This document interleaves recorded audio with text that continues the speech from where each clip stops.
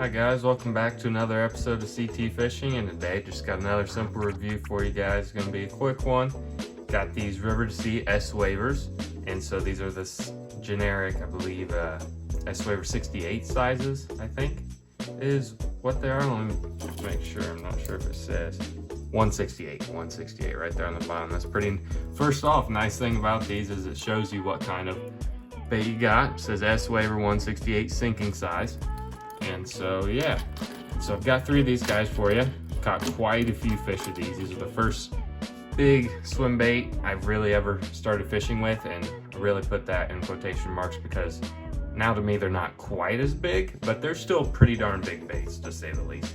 And so first off, I picked up this guy right here, the first ever big glide bait I ever got, and it's a nice color. I cannot remember the name of it, but it's that golden shiner shaddish looking color. I'm sure you can find it on like Tackle Warehouse or their website or Bass Pro or something like that.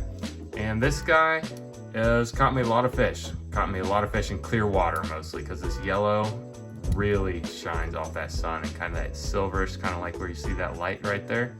That's what it's looking like in the water. So it gets that nice reaction strike. And I usually fish these with my reel. And what I mean when I say that is just one twitch, 1, 2, and back to 1, or figure out some kind of pattern or what's working for the day. And so that's how I fish these guys. Sometimes I can throw a rod twitch in there too, just to throw it off a little bit and get those fish fired up. And so yeah, when you're fishing these, you're pretty much just fishing for reaction strikes, just like you would be a jerk bait and stuff like that. And so yeah, I remember the first time fishing with these, my dad was actually using it first, and he lost a giant. He lost, like, here in Indiana, a 5-pounder is a giant. And so he lost a good one, right? It was right at the bank, right at our feet, and it got off, head shook, and out went flying this dude. And from then on, I was like, okay, I'm not setting this thing down until I catch a big fish like that on it. And that's what proceeded to happen. So I'll throw in some pictures at the end of this video for you guys on fish that I have caught on these 3 baits. And so yeah, I'll show you guys. So first off, got this rubber tail. I like this tail. It does fold, so it's not one of those big hard ones that like a fish comes up from the back is gonna block their mouth from eating the bait. It does fold and bend if you have to have it. And so it's also not too tall. I'd say about 1 inch at most. And so then the hooks on these guys are pretty good.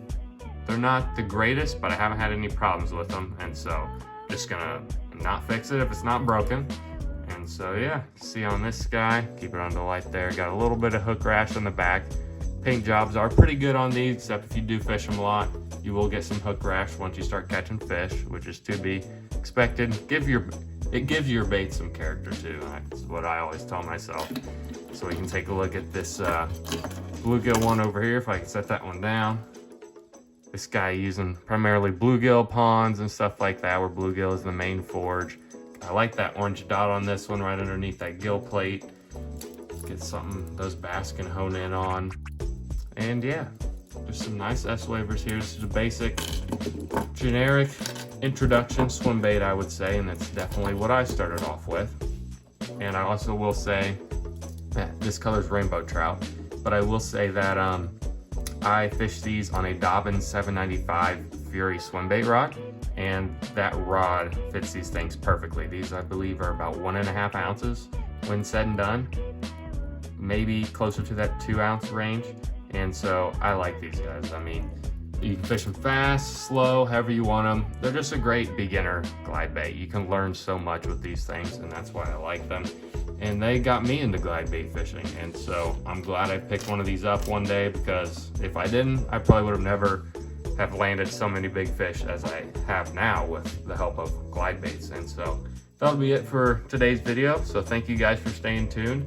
And hopefully once this crappy Indiana winter weather gets on out of here, I can film some videos of me catching fish on these things for you. So make sure to stay tuned for that, and have a good one, guys. Thanks for watching.